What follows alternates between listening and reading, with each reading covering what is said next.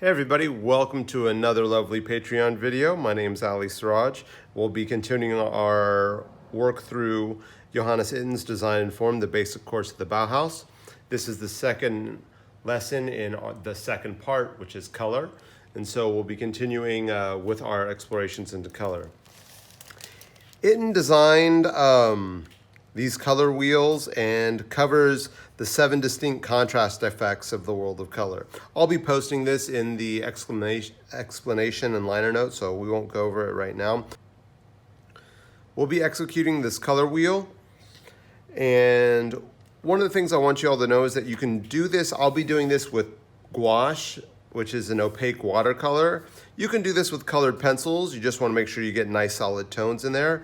Or better yet, you can do this with collage, like just find solid colors. Remember to keep all the surface qualities the same so you don't have different reflective properties. And so you'll have a nice you'll be focusing on the color and not the surface. But I want to bring that up so you don't have to go out and buy paints and things like that to be good at color. You can actually, there's a certain kind of advantage actually to doing these with collage first, because you gain a sensitivity in hunting for the color and you're not concentrating as much on creating it. And here we have a time lapse of me using gouache to create this color wheel. This will be followed by me creating another color wheel, the same design and format, but using colored paper and collage.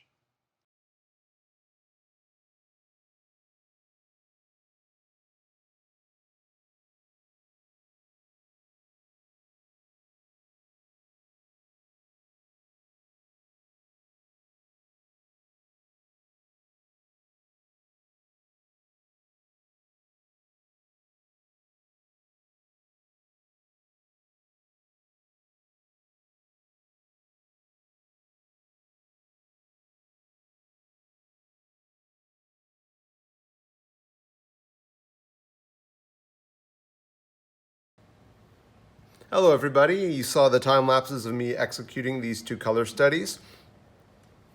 I introduced the black around the side to bring in a contrast with these white slivers in between these shapes, just to kind of up the contrast.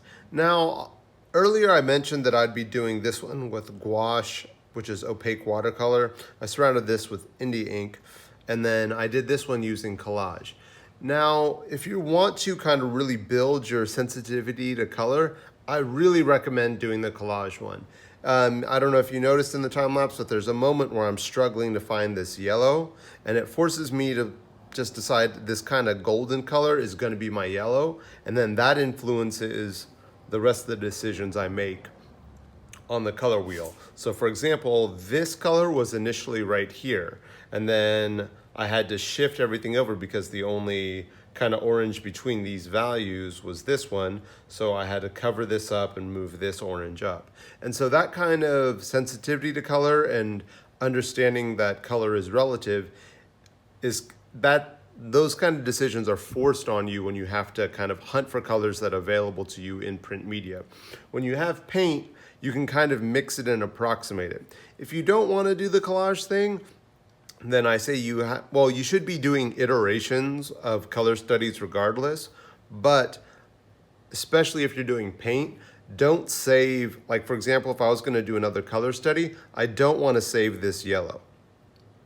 I want to try to mix a different yellow, or at least try to remember it. Actually, what ends up happening is don't save this, try to match it in your head. You're gonna come up with a different yellow because people don't have perfect color memory, as long as you're not using it out of the tube. And then if you're even using it out of the tube, then this orange will probably become, let's say we use yellow out of the tube and orange out of the tube.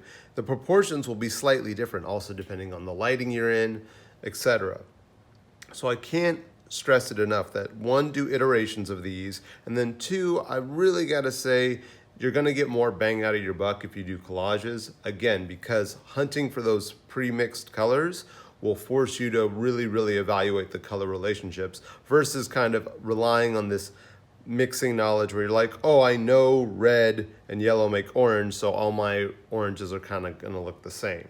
Whereas if you do collages, you're like, oh, that orange seems a lot warmer and seems to sit forward. And then you can actually have kind of a cool orange that sits in the back and actually goes more towards that yellow side of the spectrum. So, bottom line, execute these color studies, do collages. Also, you'll save money. You don't have to buy paint. All you need is an X-Acto blade and some old catalogs or magazines or whatever print media. And do a few of these. And I'd keep an eye out on, like, if when one of these primaries change, how does the whole color shift change? I'll probably be doing some of these over this week, and I'll post some iterations on Patreon.